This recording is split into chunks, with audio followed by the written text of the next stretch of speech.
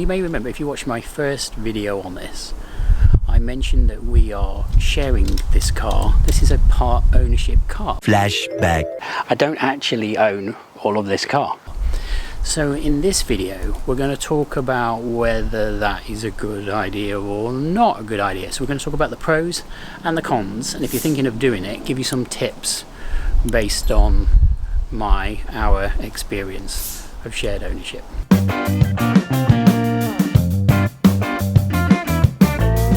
Now let's get in the car. I'm just going to move it. Let's talk about the pros first. Well, obvious one really is that it's a bit more cost effective. What do we mean by cost effective? Well, it's cheaper.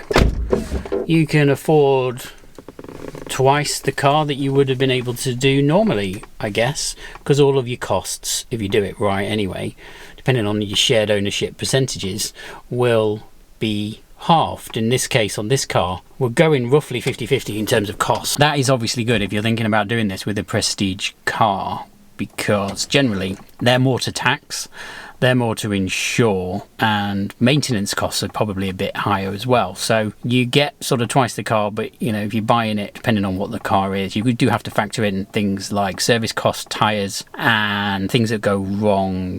Just gonna move it.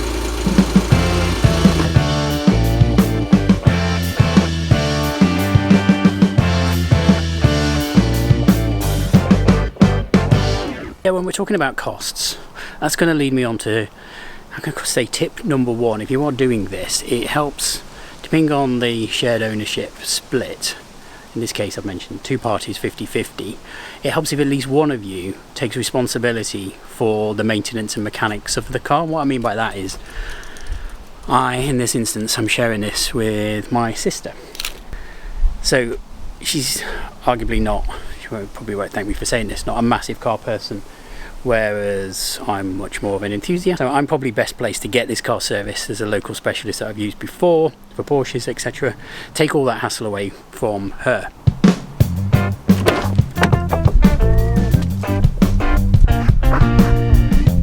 Continuing on with the pros, it can be quite a bonding experience.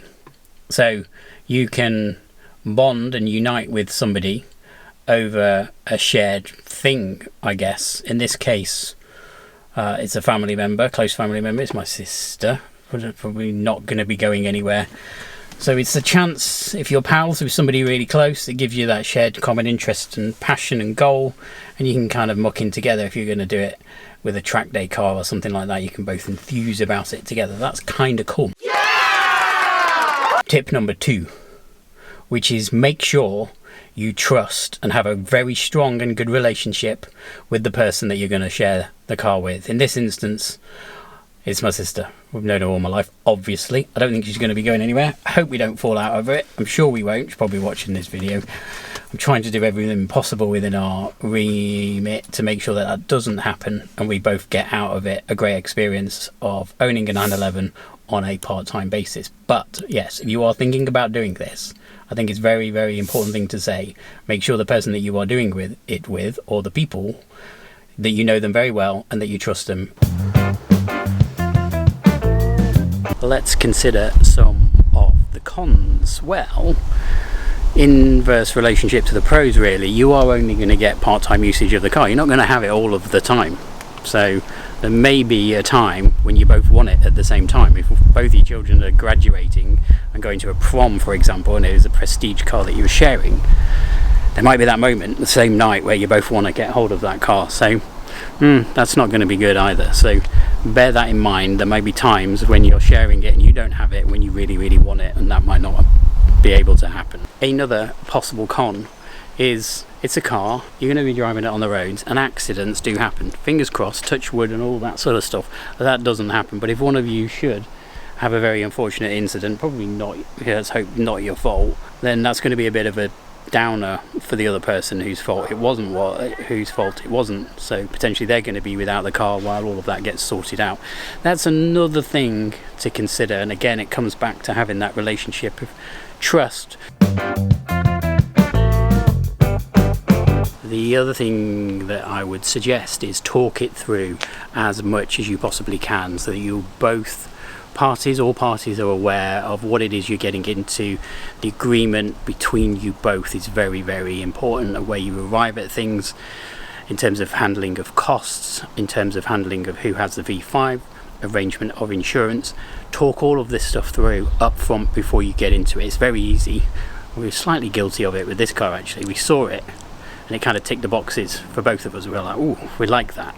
And I came up with the idea, and then we just kind of went through and did it. But we did talk through. You can use AI to generate a little informal contract or an agreement that considers all of these things. You can describe what you want it to include, etc., and let it do that work for you, and make sure both of the parties involved, all of the parties involved, have talked all this stuff through, and you've got a consensus on how it's going to work and operate. Once you've got the agreement, once you've worked out who's going to have the V5, who's going to arrange the insurance, how often people are going to have it, for how long at a time, and how you're going to do those swap overs. Another great tip, and we're doing this, is create a shared spreadsheet. We have a Google sheet with all of the items listed about this car on it. We have an anticipated forecast for service costs, insurance costs, car tax costs, etc. And so we know and we can predict, hopefully, what's going to come up. We unfortunately couldn't predict one of the problems that happened during my share of ownership of this, which was the aircon condensers went, and that in itself doesn't render the car undrivable, but it's not a great situation because I want to pass this car back as part of that shared ownership experience to my sister and go, here you go, everything on this car works. And it was a bit annoying that it was working fine one day and then it just stopped, and it was the aircon condensers. A bit annoying, but I managed to sort it all out. So agree those things, have an agreement, write it down, talk it through, make sure you trust the person, and stick to that agreement, put it all down in a shared spreadsheet, and hopefully you can get some great enjoyment out of part owning a really, really cool car for, I'll say, half the price, if there's two of you going into it. If there's maybe more of you, 3 brothers for example, go thirds, that'd be quite cool as well. Alright, thanks for watching this video. Hope you enjoyed it. If you did, please give it a thumbs up. Don't forget, if you haven't done, subscribe to the channel, write in the comments, tell us what you think. We'll see you again very soon. Cheers.